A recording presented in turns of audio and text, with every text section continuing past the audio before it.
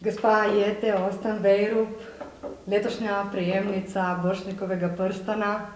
Lepo pozdravljeni v Slovenskem gledališkem inštitutu. Naj vam najprej res iskreno čestitam za nagrado. Čestitke. Najlepša hvala. V pogovoru bi se želela z vami sprehoditi po vaši igralski poti. Ubrala bi kronološko linijo, tako da za začetek kar k študiju.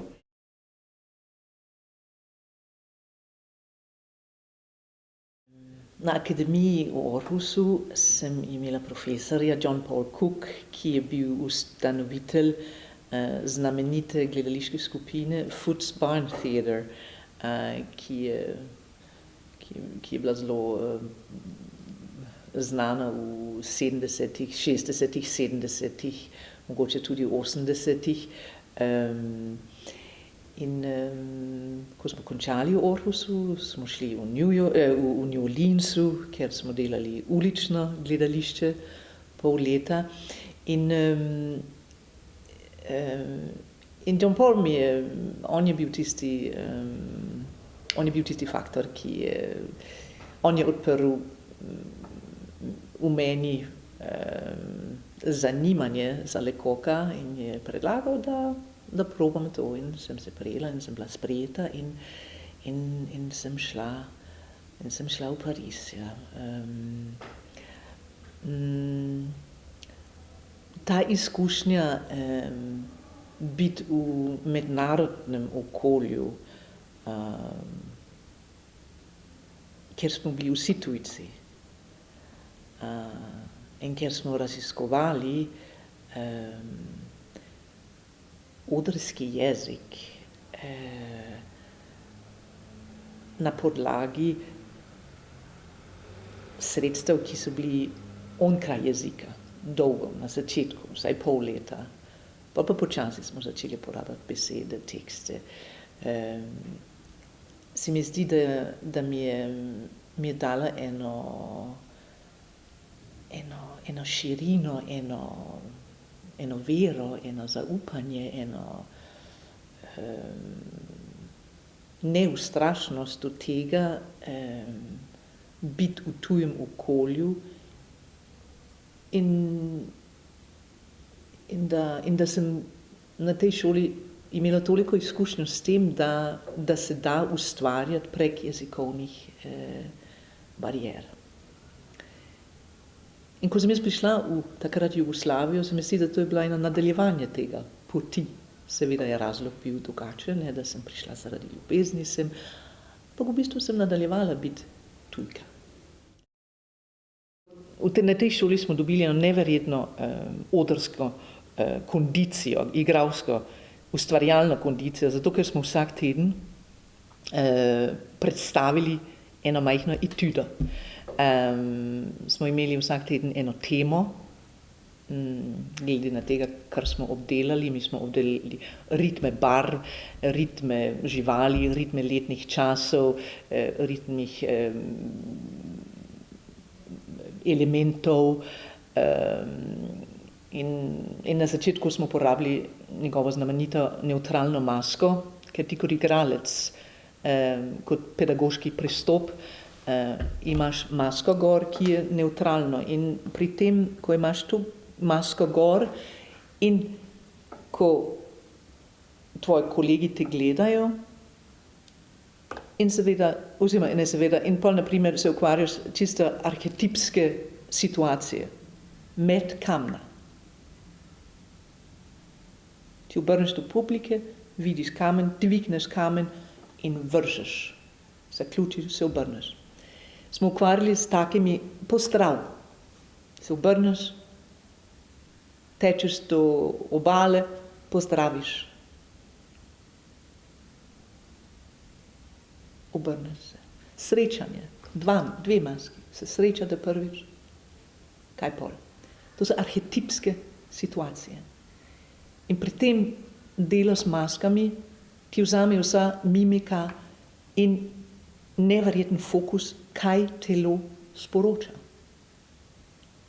In to ni zato, ker smo iskali neke nevtralna telesa, ampak trenirali smo se, da smo videli kaj telo sporoča, kakšno stanje pove kaj. Ti si se obrneš, pa vržeš en kamen, pa si z rokami tako, je to nekaj sporočilo. Če si pa vzdignen, je to ena druga sporočila. Če si pa hitro vržeš, je to ena. In ta raziskovanje jezika telesa v prostoru. Pa smo dali to masko proč in pa smo, kot sem rekla, na bazi ritma. Pa smo šli do živali, barv smo, kako rumena barve se giblje, kako rumena gre skozi prostor, kako rdeča gre skozi prostor, kako cela mavrična gre skozi prostor. Pa na živali. Živali so pa blizu človeka, ne? Pa smo pa šli na karakterje. Pes, najprej pes, pa človek pes, pa človek, ki ima, na primer, ritem dihanja psa. In tako. Mačka, človek mačka. Človek, ki nosi ritem mačke.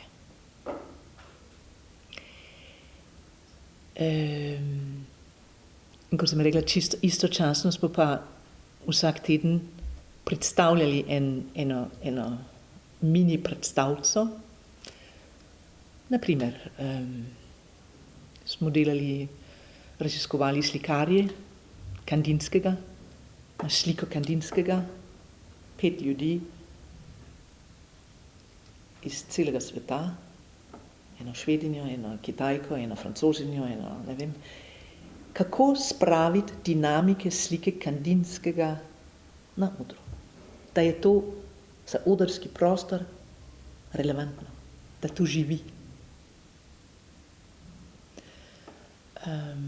In tem opazovanje skupaj z Lecoqom, ki je pol skupaj z nami analiziral, zakaj stvari in kdaj delujejo in kdaj so mrtve, se je meni odprl en svet, in ena velika sensibilnosti, da vsakič, ko grem na oder, se zavedam, kaj prinesem gor.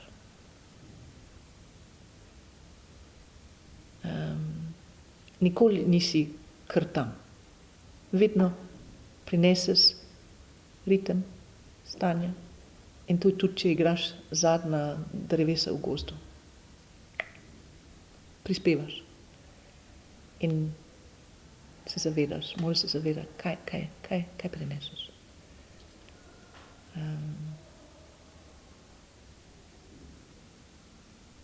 Pa kasneje smo začeli delati s teksti tudi,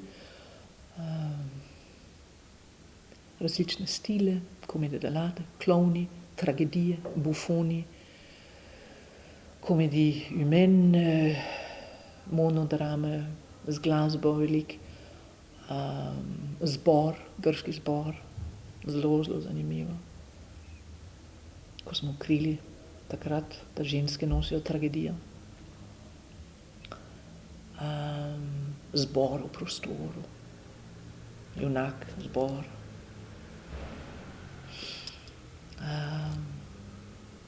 Arhitekturo na odru med igralci. Ja.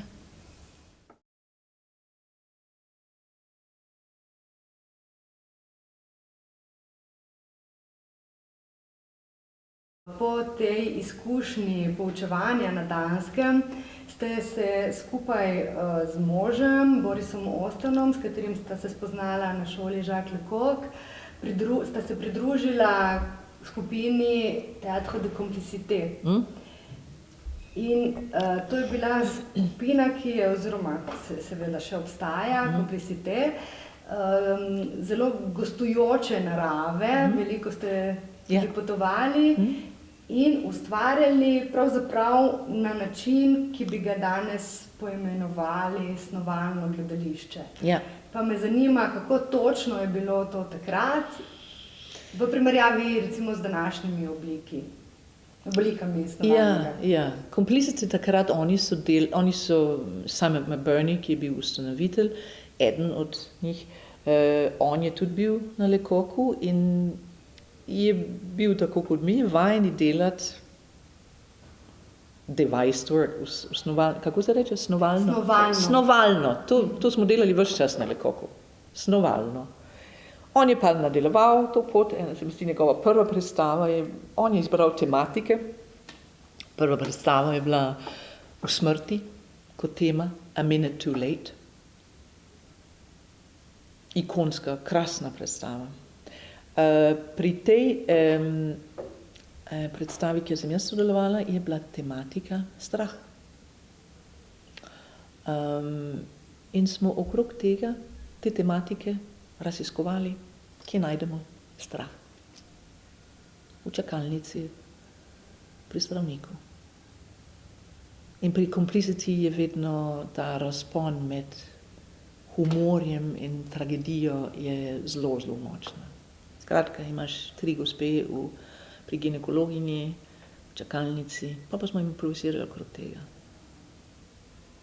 Humorno, boleče, resno, človeška.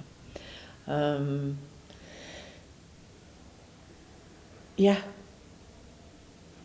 to je...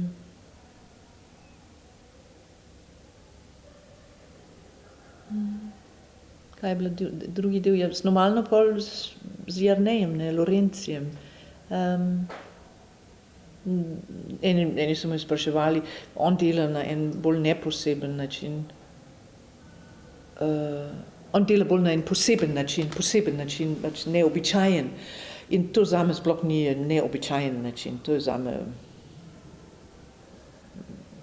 mislim, pač še en način. Se mi zdi, šola v Parizu mi je dala ena neverjetna odprtina do tega, kaj je lahko v gledališču. Istočasno pa ene zelo visoke kriterije, kdaj je živa. Da ni formalno, da ni kar nekaj... in tudi do tega, da partitura, da dramaturgija mora štimati, glasba, zdaj ne govorim o glasba, ampak ritma predstava mora biti živa.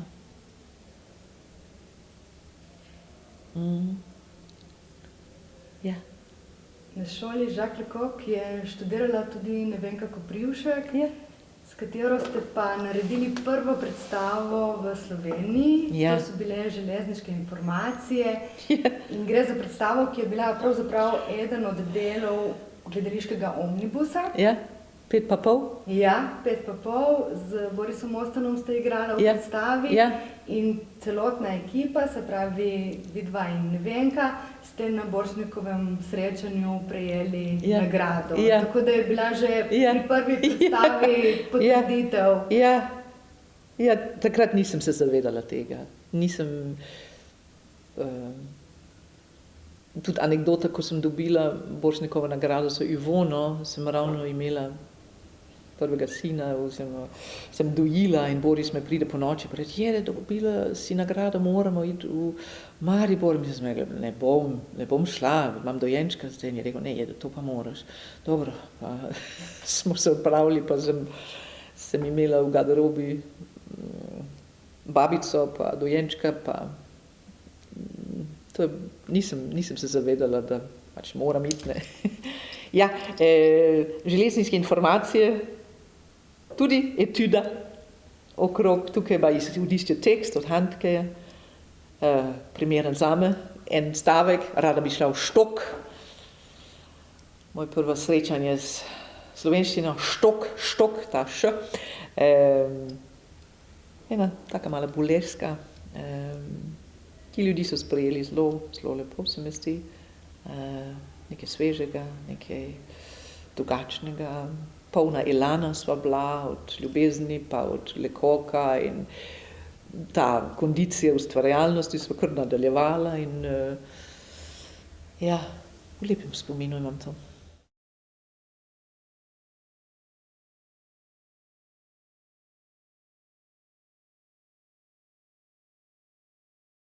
Partljič oziroma Boris ga je predlagal, da bi on prišel režirati in Partljič je takrat bil umetniški vodja in je vsaka čast je rekel, ja, zanimivo in ga je povabil. In tudi se mi zdi, da ekipa je bila spet nekaj novega, se mi zdi, da je, ne vem, verjetno, sicer ne morem trditi, ampak verjetno ni bilo veliko režiserjev iz Anglije ali Danske ali Nemčije takrat tukaj, mogoče so bili bolj iz juga. In ljudje so bili fascinirani in mislim, da ja. Mislim, da smo uživali in zame je bilo to res ena čudovita srečanje. Mogoče sem bila naivna, tudi danes razmišljam, zato ker jaz nimam nobenega spomina okrog tega, da so ljudi, zlasti druge igralke, me gledale skepso ali ne vem, neke kritične oči. Jaz se tega ne spomnim. Kar mi je zanimivo. Mislim, da sem šla zelo z odprtim srcem noter v ta svet in verjela, da gremo, delamo.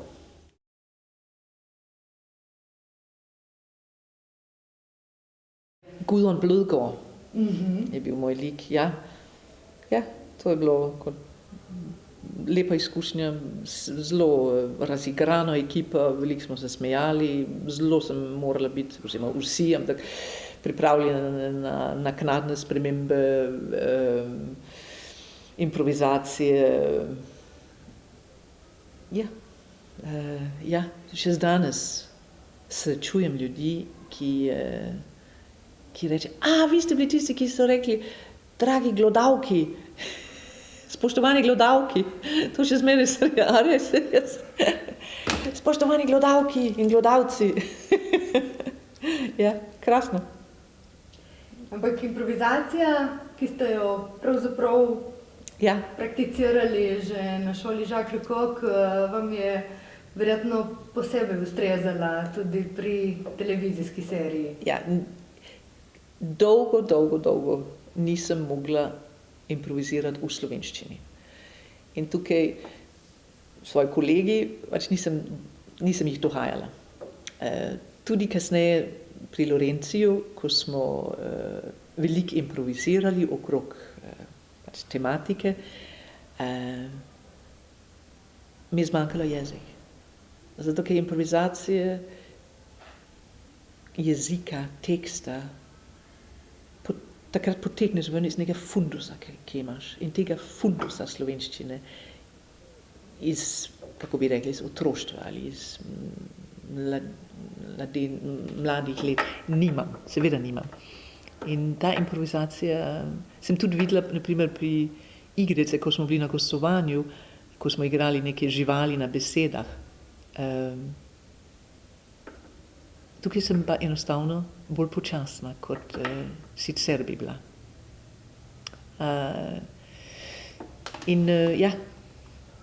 Prvič, ko sem res imela občutek, da improviziram v slovenščini, je pri moji zadnji predstavi 7 dni. Ker en velik del, en lik, ena ženska, ki ste gledali predstavo, ena mama, ki montira stranišče, pa čisti, pa govori, kako otroci ne jejo. To je bila moja prva improvizacija in se kar odprla. Verjetno tudi zato, ker tematika je bila vsakdanja tematika in sem imela tista konkretna oseba, na katero sem improvizirali. Teže je na tematike iz Shakespeara, Iliade, tukaj mi je bilo teže z besedami. Sicer Iliade nismo, to je bil, vse tekst je bil, se mi zdi, z Iliade, mogoče kaj smo dodali, ampak Sen kresne noči, tam ne vem, imamo en stavek, se mi zdi, iz Shakespeara, ostale so pa, Puč je pisal, mislim, improviziral cele monologe. Jaz sem bila tiha. Ja. Ampak smo tudi našli prostor za to.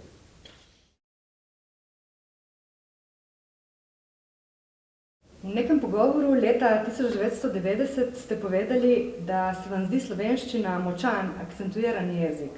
nekje na sredi med temno, grleno danščino in poetično francoščino. Kako jezik pravzaprav vpliva na identiteto? Kako na občutje tujstva? Oziroma, kakšno je življenje z dvema jezikoma? Ko si odrasel in se učiš tujega jezika, je to vedno intelektualen proces, intelektualno delo. Se učiš nove zvoke in nalepiš na že znane pojme, občutke. Ko se pa kot otrok učiš, je to organski proces, doživljanje, na katero se učiš zvoke, besede, jezik. Tuj jezik nikoli ne postane, v mojem primeru nikoli ne postane, ne more del tvojega DNA-ja. To je vedno znanje, ki si kasneje nalepil.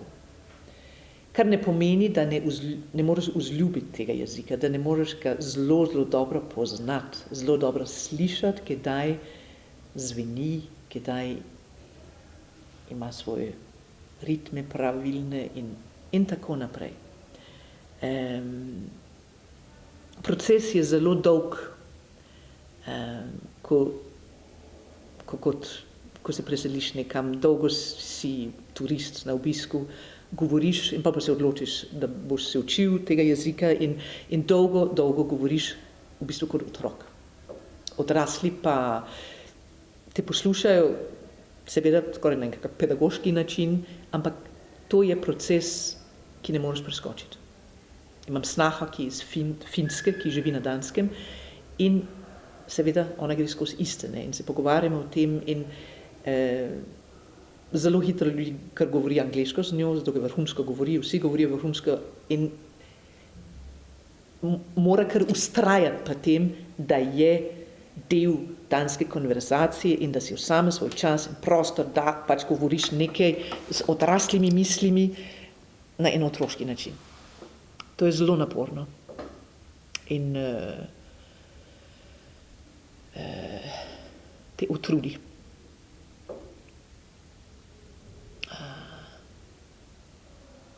Ampak čim več bereš, čim več poslušaš, čim več se pogovarjaš, čim več si v družbi, se razvija ta. Istočasno pa, ko imaš družino, imaš pa otroke, ki morajo se učiti oba jezika. In v eni fazi imaš v družini slovenščino, danščino, angleščino, pa še nek tretji jezik, ki je jezik, kjer sklanjajo danske besede po slovensko in slovenske besede po dansko. In tak čisto mešan jezik, ki je za dvojezične otroke popolnoma normalno.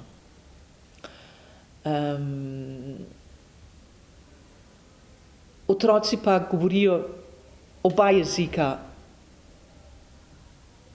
jaz pa seveda dansko perfektno, slovensko, tako kot govorim, Boris pa seveda slovensko perfektno, dansko pa manj perfektno, otroci pa oboje. In mene korigirajo slovenščino, očeta pa slovenščino in danščino. Skratka, en tak jezero jezikov, ki bolj še eno finka noter, bogato, tudi lahko zafrustrajoče, zato ker kje si doma v bistvu, v katerem jeziku si doma. Jaz probam se objeti, da nisem Slovenka, sem Danka, ki je zelo dolgo živela v Sloveniji, imam veliko pripadnost do slovenščine, do ljudi, ena milina, čutim velika. In je treba se objeti v tem, da v bistvu, da nosim to. To je velik del mene.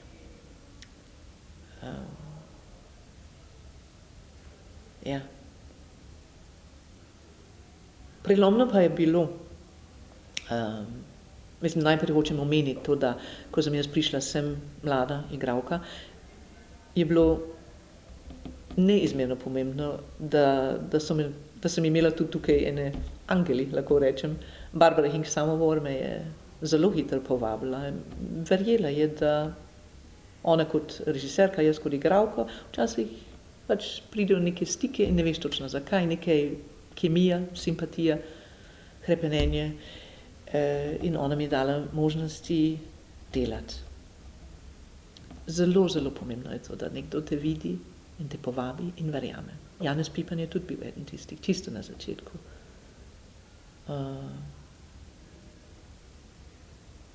Ja, to je zelo pomembno. Pri Janeju pa se je zgodila, zato dolgo, ko sem imela tekst, sem imela in angleški prevod, nemški prevod in pol ta slovenski prevod in najprej sem morala seveda razumeti, zakaj sploh gre in pol pa z lektorjem sem obdelala te zvoke, da sem trenirala, kot pravim, svoje slovenske mišice, da je ta tekst približno postal moj in pol v eni fazi, ko sem razumela cel tekst in tudi v slovenščini, ta slovenska glasba, ko sem to absorbirala, v bistvu sem to velikokrat kot glasba razmišljala. Sem po dolgi jutranji sprehode, cela vsebina sem pregovorila dramaturško, tako kot je lik bil po dansko. Da sem utelesila občutke, zato ker pri slovenski zvoki nisem nič zgodila nekje v telesu. To se danes zgodi, ampak nisem imela zvena, mišice nisem imela zvena, ko sem rekla smrt. Nič se ni zgodilo. In sem mogla to po dansko, ki je čista ena druga beseda, død. To je smrt po dansko, to je razlika. Smrt, død. Kako telo spravi do vibracije v te v novem jeziku. In prek danščine sem pol da je telo in pol pa sem se približala to slovensko, zato ker sem že imela te izkušnje, vibracije, zelo, zelo kompleksen proces. In vedno sem dala moji liki dansko imena. Zato ker dolgo ni mene nobene asociacije, danes pa je, ampak dolgo Mojca ni zame nič pomenila, ali Alenka, ali vedno sem dala tudi Parisa lika neke ime, ki mene da neke asociacije. In nisem lahko, slovenska imena ni mi nič pomenilo, ne. Sem mogla danske imena dati, zdaj že imam tudi eno polje asociacije okrog slovenskih imen. Ja. Ja, v nekem drugem pogovoru iz sredine 90-ih ste pa povedali, da morajo besede izvirati iz telesa. Ja. In je slovenščina sčasoma začela potem tudi rasti v vas. Sicer neke asociacije prihajajo tudi še iz otroštva in te so v danščini nedvomno, ampak v bistvu potem najbrž so pa tudi že neke slovenske. Sigurno, ja. Zdaj, tudi ko prevajam zdaj, mislim, toliko, v enem jeziku imaš besede, ki težko najdeš podobne, oziroma lahko podobne, ampak to je čar pri tem prevajanju, da eno, mislim, poesija, beseda, vse, kar to beseda nosi, zadnjič sem s Tanjo Lešničar govorila o besedah, sej.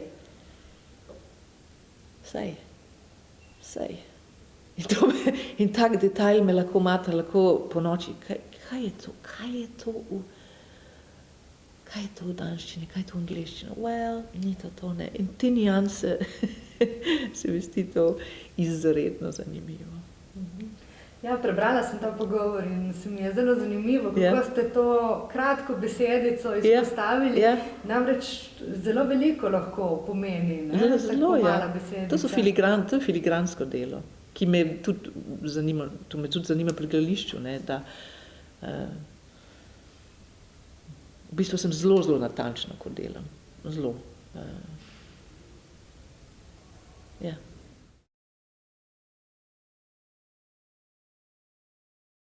Omenili ste režiserja Barbaro Hink Samobor in Janeza Pipana. Kot ste rekli, sta imela izredno pomembno vlogo za vaše igralsko delo v prvem desetletju vašega delovanja v Sloveniji. Denimo z Barbaro Hink ste delali v Prešernovem gledališču Kraj, pa v ljubljanski Drami, z Janezom Pipanom v ljubljanski Drami. Kako se spominjate sodelovanja z njima? Seveda sem bila zelo, zelo hvaležna, da sta me zaupala in povabila v sodelovanje. To je bilo izjemno. Z Barbaro sva čisto od začetka imeli eno posebno povezavo, mlada režiserka, mlado igralko iz tujine in ona je vedno znala zame odpreti eno ogromno polje iz asociacije, ki je bilo zame kot igralko zelo dragoceno. Kot da bi odprla eno knjigo, pa zgodbe in lik se mi je kar sestavil. Janez pa bil pogumen, me je vzel namesto Zvezdane Mlakar v Zris v gnevu, moja prva res velika vloga. In sem se pripravljala skupaj s Ano Mlakar, pokojno lektorica, ki je tudi bila profesorica na GRFT-ju in ta gospa mi je odprla oči za slovenščino. Pri njej sem dejansko prvič slišala, če se da tako reči, ampak tako se mi zdi, da pri njej sem slišala prvič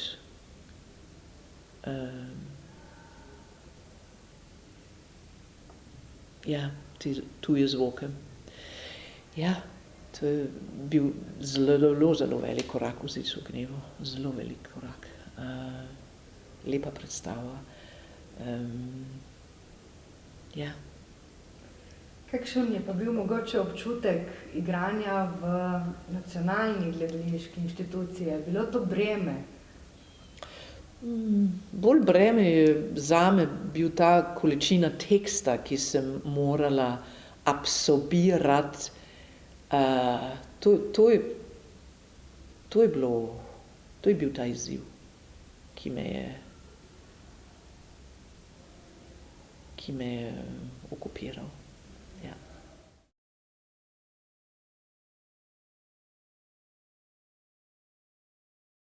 To je bila Barbara Hink Samobor, je takrat bila umetniška vodja Lutkovnega gledališča in me povabila, da bi naredila svoj avtorski projekt in morda je ona predlagala ali so skupaj se odločili za Palčico. Grda Račka je pa Nevenka Koprivšek me je povabila, to je bila koprodukcija med Bunkerjem in Cankarjevem domu.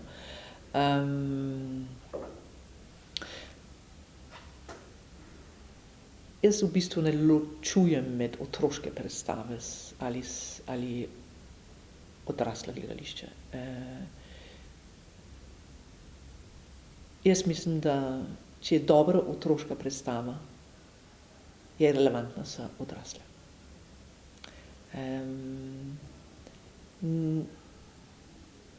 Na Danskem nimamo te pedagoške otroške predstave, imamo pa ene zelo kvalitetne, tudi v estetskem smislu. To so velikokrat sodelovanje likovni umetniki, glasbeniki in igralci, ki delajo ene izjemne predstave, izjemne, očarljive. In iz te tradicije, kot pravim, ne ločujem. Jaz mislim, da je treba otrokom seveda primeren material, ampak govoriti na podoben način. Niso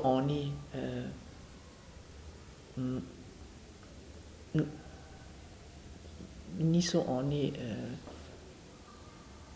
publika, ki rabi manj kvalitetna estetika ali manj kvalitetne igranje. To so ljudi. A se mogoče spominjate kakšnih odzivov publike otroške? Pri Palčici sem imela majhni lutki.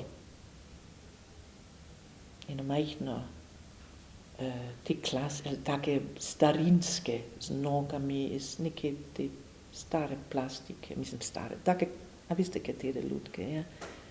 Eno palčico sem imela, tri sem imela, ena naga palčica, ko se je rodila, pa pol sem malo čarala, pa pol je imela oblekca gor, pol na koncu pa princa.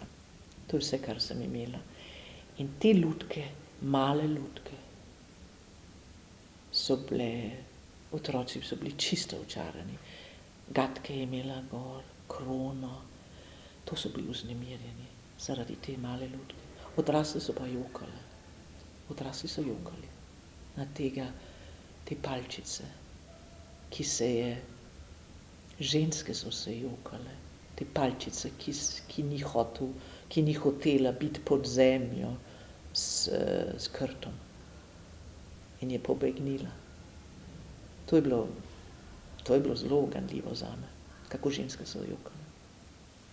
In je pobegnila na zrak, palčica.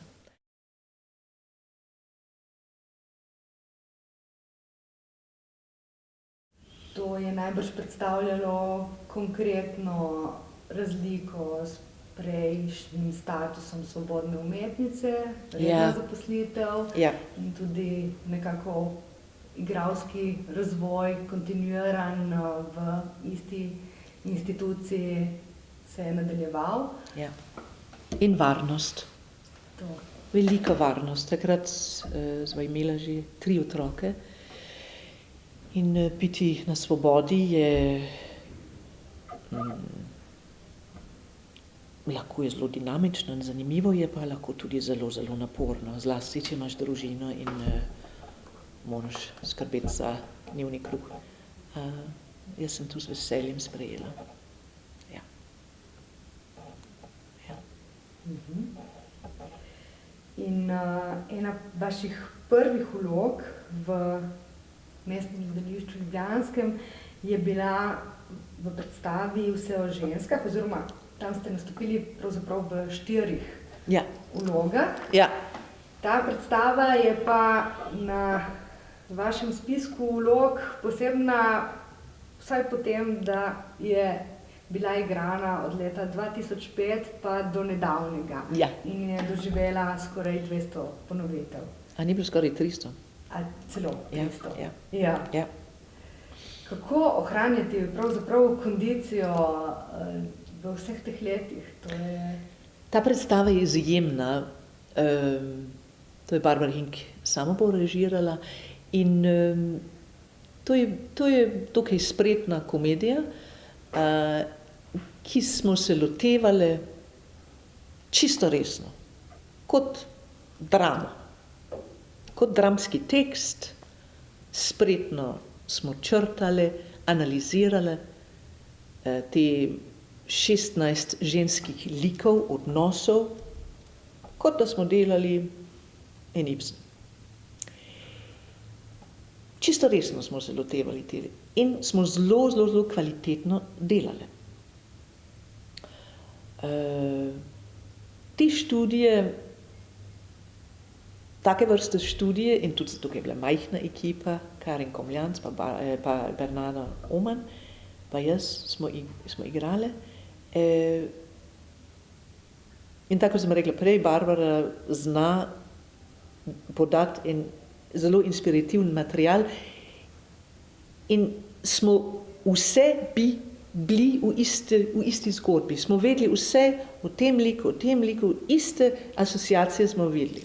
In ko sem jaz kot mama šla gor, smo vsi imeli v glavi, zadaj ima klavir v eni drugi sobi.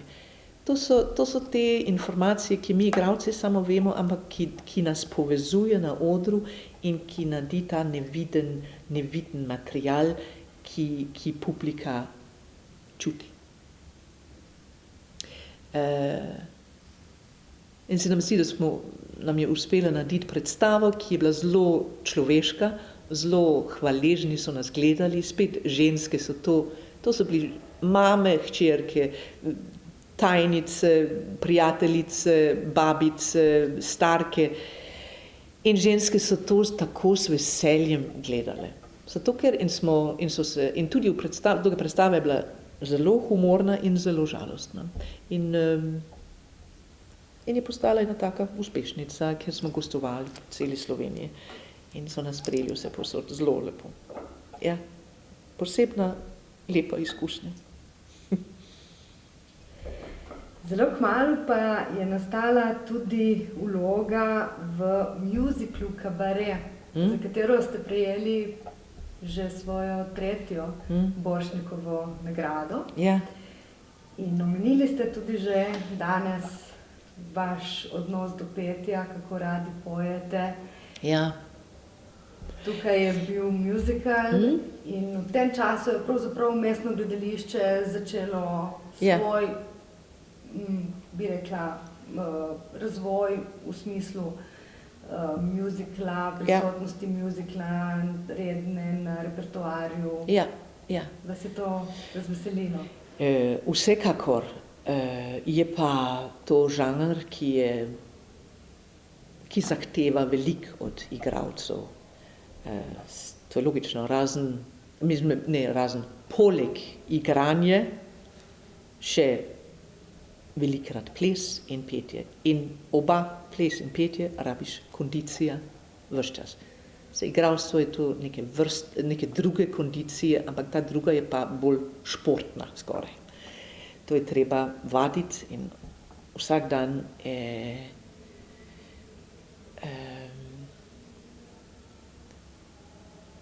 bil to Kabaret? Ja, Kabaret, ja. Kasneje pa Lisistra. Ja. Ja, lepa izkušnja, lepa. Delati muzikal je zelo naporno. Zelo. Občudujem svoje mlajše kolegice in kolegov, ki to speljajo in ki zmorejo vsaka čast. Zato, ker vem, kako je to zahtevno. Ja.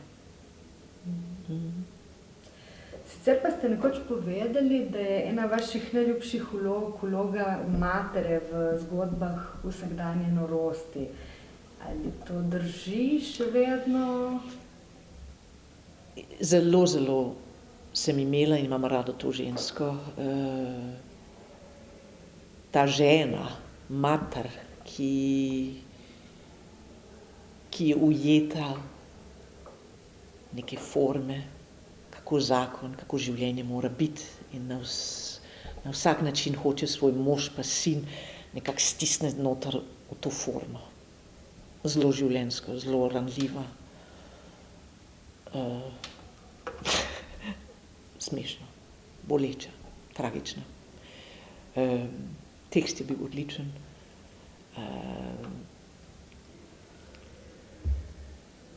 In ta njena panika, ko to razpada, je ganljiva.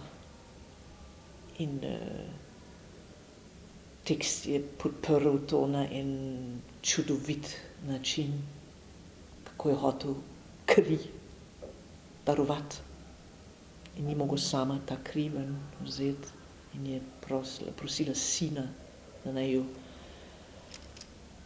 kako se reče to,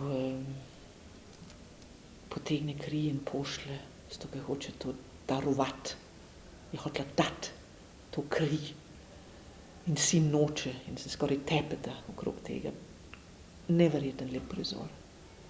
Na koncu pa, in še en čudovit prizor, take nadrealne situacije, ona je hotela razumeti svojega moža. Ste gledali predstavo? Zato, ker on je imel eno ljubico in ona je pol začela nositi njegove hlače in njegov suknjič, da bi boljše razumela. In tukaj je že bila mejna v tem norosti. Ampak v bistvu ta pristop, da je hotela njega približati preko tega, da je nosila ta obleka, nekaj, ki sem pol kasneje ugotovila, da sem potegnila naprej v Senkresne noči na koncu, ko povabim svojega moža in mu dam svojo poročno obleko. On pa to obleče, jaz pa njegov. In pol imamo ljubezenski prizor, ker sem jaz moški, on pa žensko. In se mi zdi to čudovit prizor. Kako vstopiti v kožo drugega. Tudi lahko je terapevtski, ampak ni seveda tukaj je bila umetnost. Ne. Ampak sem se spomnila, da v 2 igrih sem se ukvarjala s tem, kako vstopiti v kožo tistega drugega, ki ga ne moreš priti bliže. Zelo boleče v bistvu, zelo. Neke blazno hrepenenje.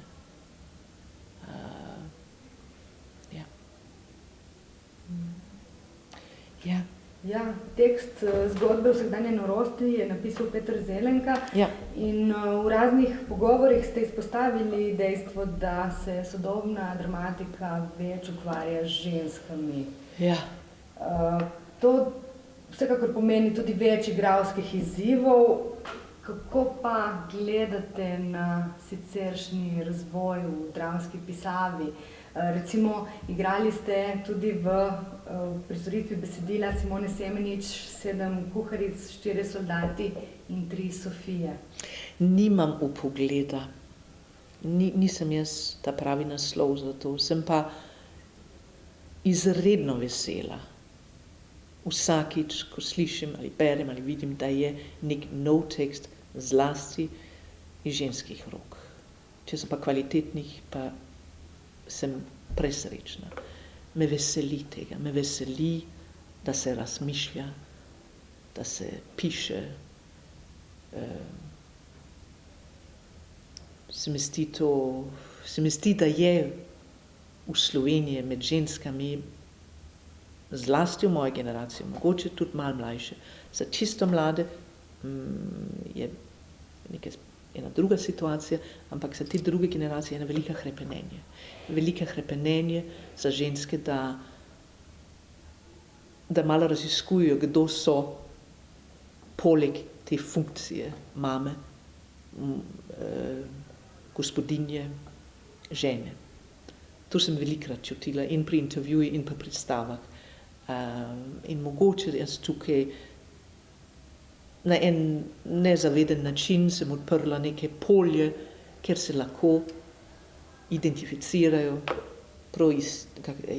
s tem, zato ker prihajam iz ene druge okolje, ker imamo daljšo tradicijo za to, da ženske se ne definirajo samo kot žene.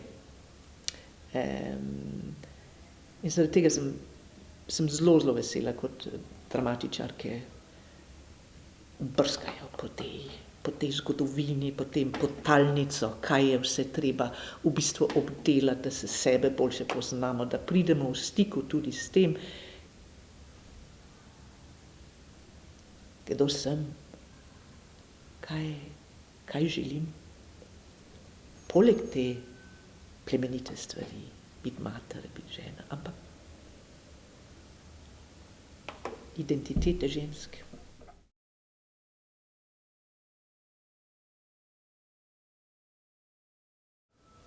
Postopki so seveda različni. Če imamo klasičen tekst, sedimo okrog mize, analiziramo, dolgo poslušam tekst, sem odprta in potem pa se začnejo stvari izluščiti. Tukaj mislim, da imam dokaj podoben proces kot, ne vem, drugi. Potem pa seveda imam jaz celo svojo tekstovno delo, ki že zmeraj je bolj trajno kot pri slovenski kolegi. Ne vem, ne poznam, ne vem, kako drugi delajo. Jaz pa postavim na eni točki zelo natančna, zelo filigranska v bistvu v tem iskanju, to je del procesa, znakov, nakit, a je gledam 5 prstanov in ne, in to je ta prava. In to je nekako ena taka točka, taka bi ona, se spomnim Karolina v 3 zime, ko je bila 90, je imel nek prstan gor In nekdo je rekel, zakaj ima ona, in jaz sem točno vedela, zato ker to bil en tak Bauhaus design in sem vedela, da ta brihtna, inteligentna, izobražena ženska, ona si kupila tako. In to je zame en tak notranje, en del tega notranjega mozaika. In pol je ona, in tukaj sem lahko do kostumografov tudi dokaj mogoče izziv. Zato ker če nimam občutka, da so naredili kostum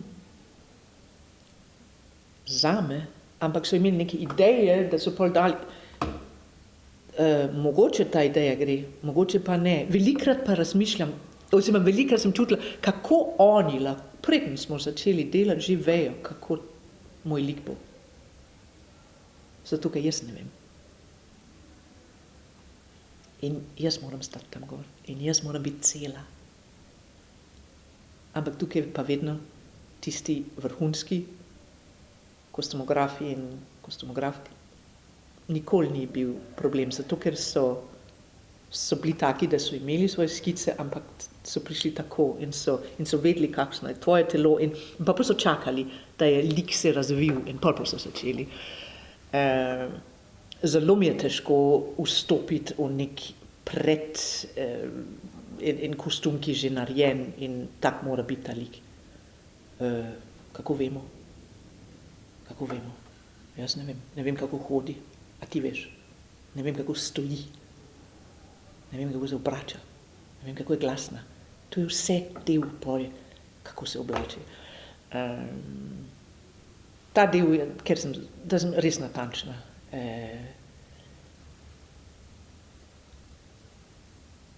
Pa ne vem, če kolegi to vejo sploh. To je pač zelo intimen, zelo uglobljen proces. Velikrat najdem v mojem okolju ženska, ki me inspirira. Lahko je nekdo, ki poznam, lahko je v čakalnici, ki vidim nekdo, ki sedi na en poseben način in je spet en del tega mozaika. Točno, tako ona. In to so detajli, to je kako drži roke, to je kakšna torba, to je pri Bela figura, sem enkrat videla točno to, ena zelo elegantna ženska in je imela do kolenke, do sem in pol se je videla ven kolena in vsa ta elegantnost in pol ta mesena kolena in se mi zdelo to tako človeška in to sem želela. Vedno me zelo zanima te kraksi, te občutljivosti, ta klasična, ne, da si zelo urejena, spredaj, zadaj imaš pa, da se vidi, da si spala narobe in nisi se počesala tam. Te druge plati ljudi me zelo zanima. Se mi zdi to človeški plati, ki me ganejo. Take kolena me ganejo. Kaj pa delo z različnimi režiserji? Nekaj sva jih že omenili. Ja. Zelo ste izpostavili tudi Jerneja Lorencija, ki nedvomno predstavlja prelom na vaši poti. Potem so pa tukaj tudi že režiserji mlajše generacije, se pravi ljudje, ki prihajajo z nekimi svežimi pristopi. Kako poteka to delo z režiserji pri vas oziroma z različne izkušnje? No, če bi lahko začela s Jernejem Lorencijem, je on bil prelomen v tem, da me je odprl en nov pogled na to, da sem tujka. Je rekel, nehaj se sekirati, da ne govoriš čisto pravilno, to ni pomembno, sploh, to je prednost. Ti nam daš nek drug vpogled v ta naš slovenski svet. Ti si nekaj ogledalo in sem razumela, sem to razumela. In to je bilo zelo dragoceno.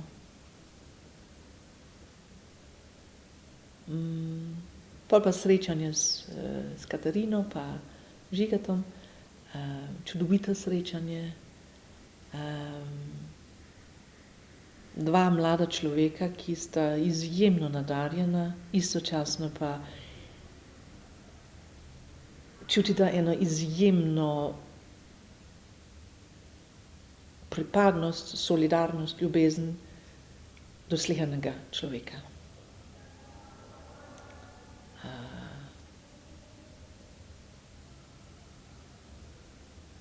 Ampak jima uspe to spraviti na en visok umetniški nivo.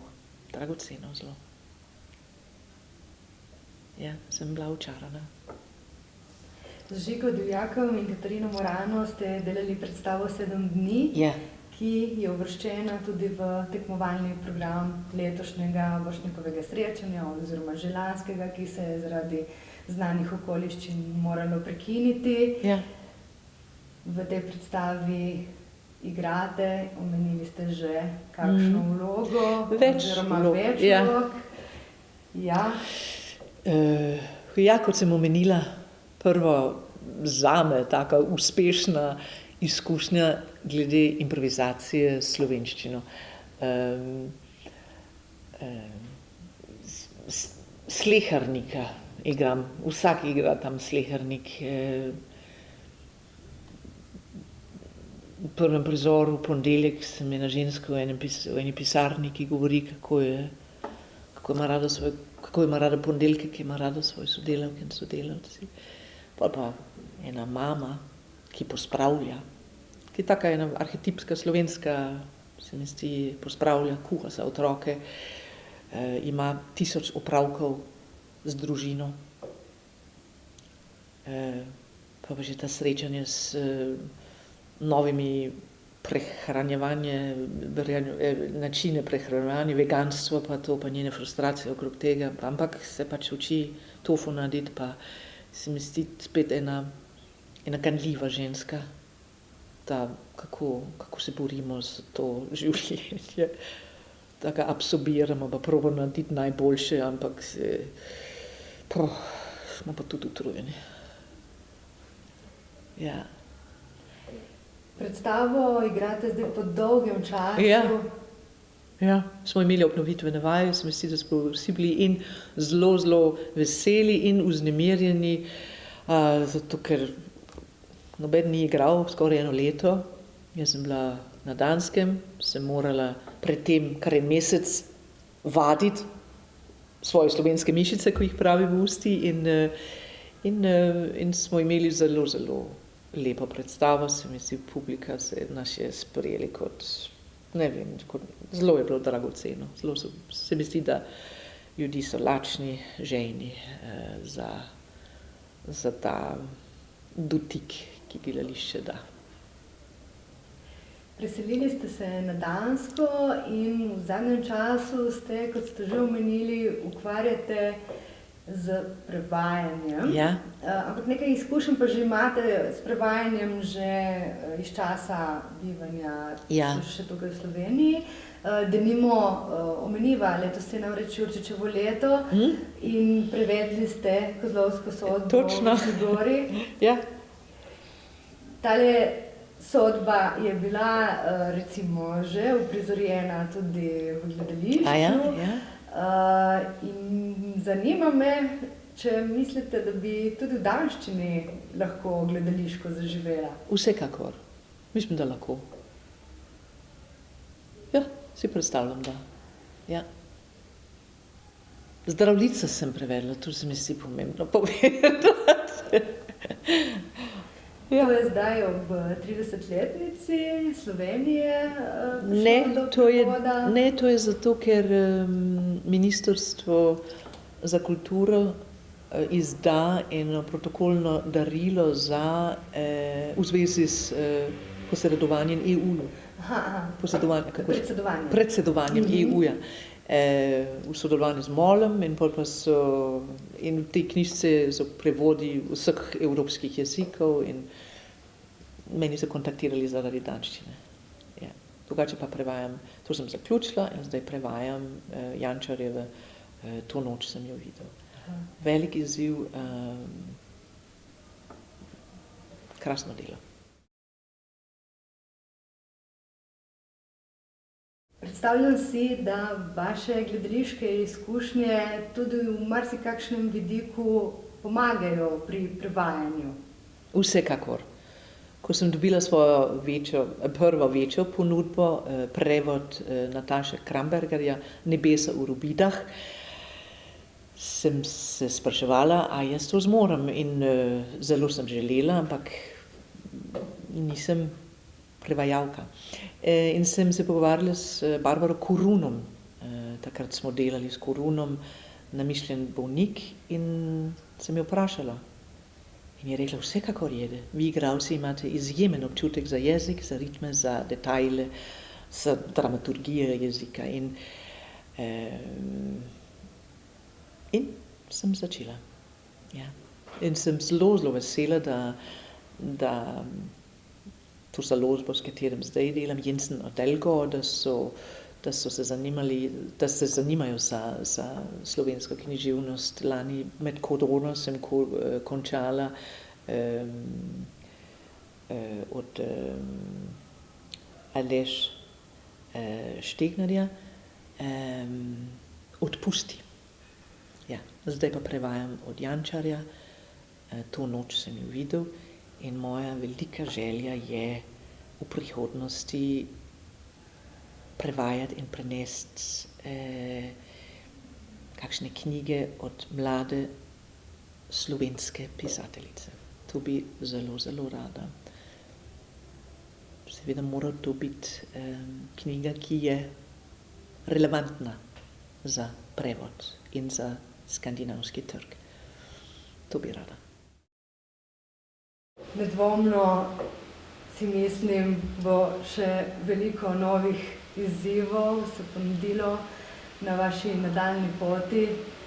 Jete Ostan Vejrup, jaz vam želim samo dobro in še tako nadaljnje naprej.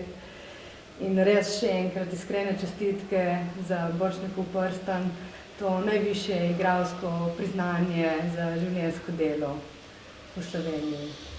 Najlepša hvala, sem ganjena. Hvala vam. Hvala.